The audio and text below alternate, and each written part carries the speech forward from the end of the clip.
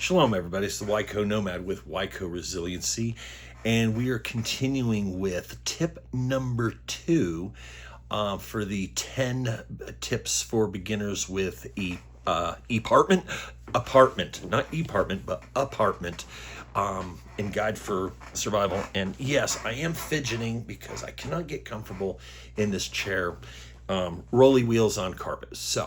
But let us continue to the important stuff. Tip number 2, water is going to be your number one priority in a survival situation. You need water, and we're going to go beyond the old school, you need 1 gallon of water per day. Yeah, maybe to drink, but you need to be able to clean your stinky butt, and you need to be able to wash your dishes. Okay, hygiene is extremely important.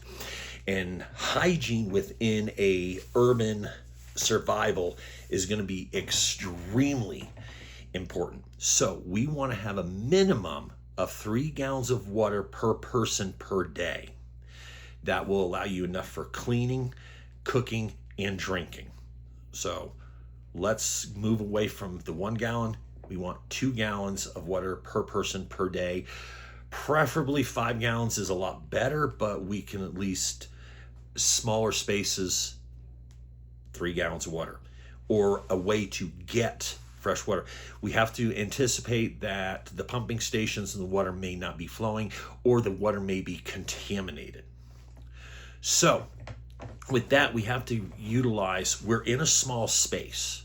We have to think about stackable containers, water bobs. They basically go into your bathtub. You fill it with water as you know that something's happening, that you would go, oh, this is going to be bad. Let's fill up the water in the bathtub. Pull out the water bob, fill it up. Stackable containers, make sure they're stored. 5 gallon water jugs that you get from, I was El Dorado Springs, but that's kind of a Colorado, Wyoming thing. So think Deep Rock Water, Cooligan, I can't remember the name of the place, but water delivery. So I used to get 5 gallons of water delivered every month from El Dorado Springs, and I did that for years.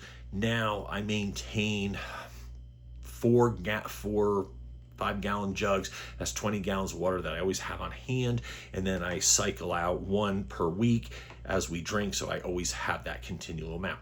So that's a little bit on the bulkier side, but they do have stackables.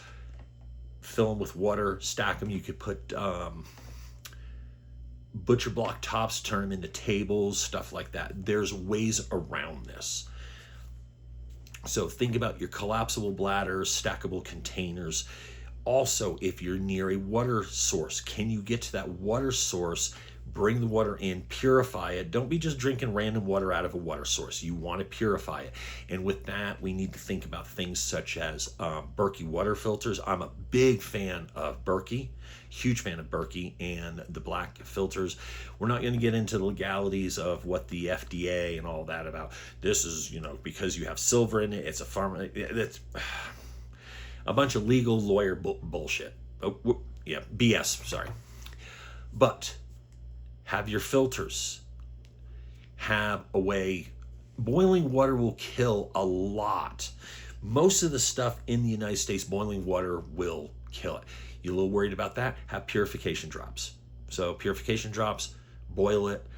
Purification drops will kind of alter the taste a bit. I don't know, throw sugar-free, water flavor in there, or boil it. You're boiling it for cooking, you don't have to worry about flavoring. But if you're drinking it with the flavor with the purification tabs, they kind of taste nasty. It's up to you. Or just suck it up and deal with it. There's always that. When using bleach to purify your water, there is important ratios to pay attention to. You should have these written down. For an example, 1 gallon of water, if it's a 6% bleach, you want to add 8 drops Drops, 8 drops, okay?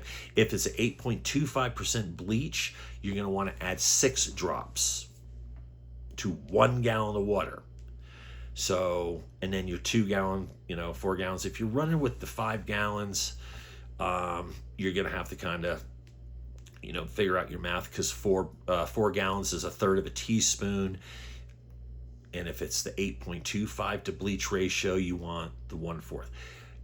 Google this. Don't just take my word off of this. Is where you're going to actually have to Google it yourself. Find your measurements, your ratios, write them down in your emergency planner book.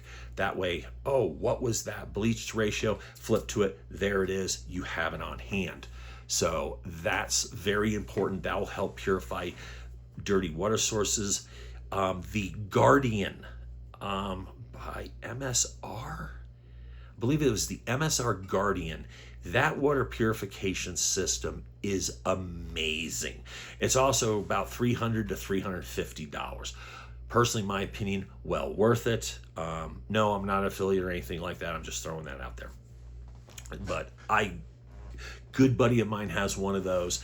I'm getting one because I just think they're fantastic. Same with the Berkey water filters. They're fantastic. So that's basically water. I mean, it is the essence of life. You need water. Food, shelter, water, man. Plain and simple. So we'll go shelter, water, and food in order of priority. So you want to make sure when you use your area study from tip 1, where are water sources? How can you readily get your water? Something to think about. With that, we are actually done. Just a quick little show today on basically tip number 2, water being your number 1 priority in any type of survival, but with apartment and urban living might be a little bit more problematic. But thank you as always for watching. You know all the stuff. Like, subscribe, ring the bell, all the good stuff. You know how to do it. Also, in the description, you can find links to all the affiliates and all that good stuff. Other than that, I'm done. As always, watch your 6. I'm the Wyco Nomad, and shalom.